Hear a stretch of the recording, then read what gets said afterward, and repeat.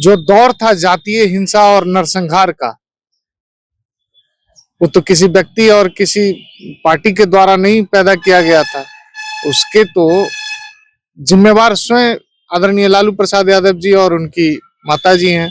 अपराध का तुलनात्मक अध्ययन करेंगे अपने माँ पिताजी की सरकार से और इस सरकार में, तब उनको समझ में आएगी कि अपराध की व्याख्या क्या होती है। वो तो कहते हैं कि हमारे माँ पिताजी की सरकार को बदनाम किया गया था। अब AK-47 की बिड़िया पड़ाका है तो पुलिस तफ्तीश में जांच कर रही है।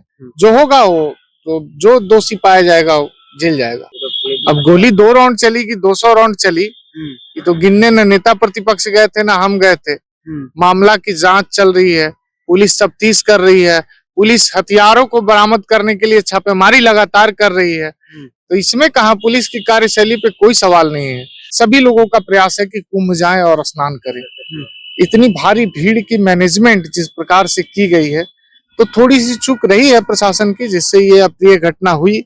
बिहार के मुख्यमंत्री लाख दावे कर ले कि बिहार में सुशासन की राज है, लेकिन जिस तरह से तेजस्वी यादव नेता प्रतिपक्ष सवाल खड़े कर रहे हैं, किस तरह से आपराधिक घटनाएं बिहार में जो है वो बढ़ते जा रहे हैं, इसी को लेकर के हमारे साथ बातचीत करने के लिए लोक जनशक्ति पार्टी रामविलास के प्रवक्ता मनीष जी है।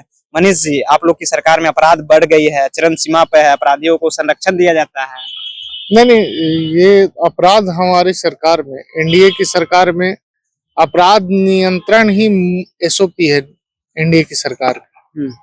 और अपराध बढ़ने की जो बात है, नेता प्रतिपक्ष अपने हिसाब से इसका जो विश्लेषण कर रहे हैं। अब अपराध का तुलनात्मक अध्ययन करेंगे अपने माँ पिताजी की सरकार से और इस सरकार में, तब उनको समझ में आएगी कि अपराध की व्याख्या क्या होती है। वो तो कहते हैं कि हमारे माँ पिताजी की सरकार को बदनाम किया गया था। किसने बदनाम किया? अपराधी कह के, अपराध के किसने? जंगल राज माननीय न्यायालय ने कहा। और जो अपराध की घटनाएं थी, जो दौर था जातीय हिंसा और नरसंहार का, वो तो किसी व्यक्ति और किसी पार्टी के द्वारा नहीं पैदा किया गया था। उसके तो जिम्मेवार स्वयं आदरणीय लालू प्रसाद यादव जी और उनकी माता जी हैं, आदरणीय राबड़ी देवी जी। तो उन दोनों के शासनकाल में जो जातीय हिंसा, नरसंहार, अपहरण, ये सब का कारण एक ही था कि सत्ता संरक्षित अपराध होता था। वो तो कह रहे हैं कि सत्ता संरक्षित अभी अपराध हो रहा है। देखिए, अपराधी 200 राउंड गोलियां चलाते हैं और इंटरव्यू हो रहा है, कोई प्रशासन कार्रवाई नहीं। कहाँ गोली चली और गोली चलने के बाद दोनों पक्ष के लोग जेल में गए। हमने ऐसा नहीं किया, हमारी सरकार ने ऐसा नहीं किया कि एक पक्ष पे कार्रवाई कर रहे हैं और दूसरा पक्ष को जो है पोषित कर रहे हैं। जो होता था उनके माँ पिताजी के शासनकाल में, आपको देखने को मिला होगा कि माननीय विधायक भी जेल गए और उनके विरोधी भी जेल गए, दोनों पक्ष जेल गए। अब गोली 2 राउंड चली कि 200 राउंड चली, ये तो गिनने न नेता प्रतिपक्ष गए थे ना हम गए थे। मामला की जांच चल रही है, पुलिस तफ्तीश कर रही है, पुलिस हथियारों को बरामद करने के लिए छापेमारी लगातार कर रही है। तो इसमें कहा पुलिस की कार्यशैली पे कोई सवाल नहीं है। पुलिस निष्पक्ष होकर काम कर रही है और न्यायोचित कार्रवाई कर रही है और दोनों पक्ष पे बराबर कार्रवाई है। और जो दोषी है, जो जांच के बाद जो दोषी पाए जाएंगे उस पे सख्त से सख्त कार्रवाई होगी। आप लोग सुशासन की सरकार कहते हैं, देखिए 200 राउंड गोलियां चल जाती है, कैसी ये सुशासन है? पूछ रहे हैं सवाल ना तेजस्वी यादव। देखिए, घटना को कोई कहाँ रोक सकता है?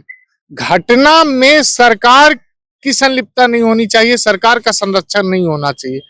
तो अपराधियों को सत्ता के द्वारा संरक्षण नहीं दिया जाता है और घटना के बाद न्याय संगत कार्रवाई की जानी चाहिए, जो कि एनडीए की सरकार करती है।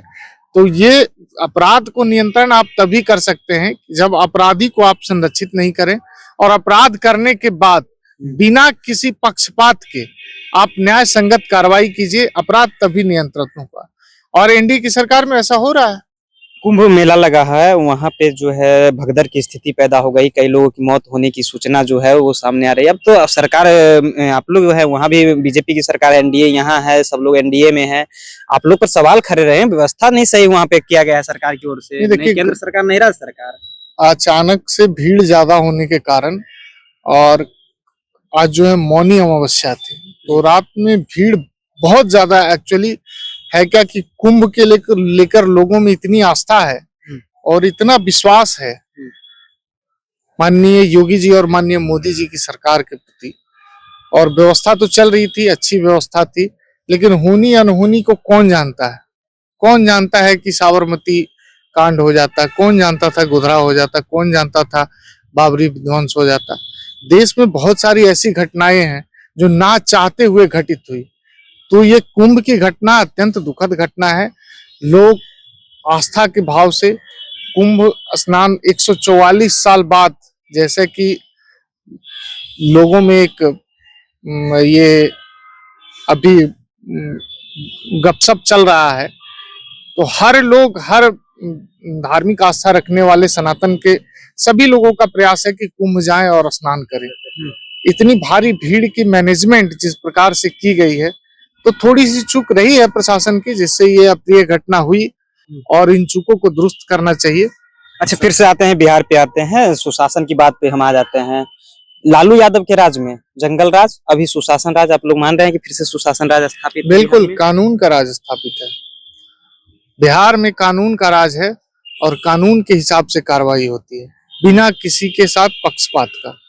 चाहे वो अपना हो, पराया हो, ना हम उसकी जाति देखते हैं, न धर्म देखते हैं। हम सीधे कार्रवाई करते हैं। अपराध कीजिएगा, कानून के शिकंजे में आइएगा। दावा ये भी किया जाता है कि AK-47 से हुआ है, ये कहाँ से AK-47 आया? अब AK-47 से की बिड़िया पड़ाका है, तो पुलिस तफ्तीश में जांच कर रही है।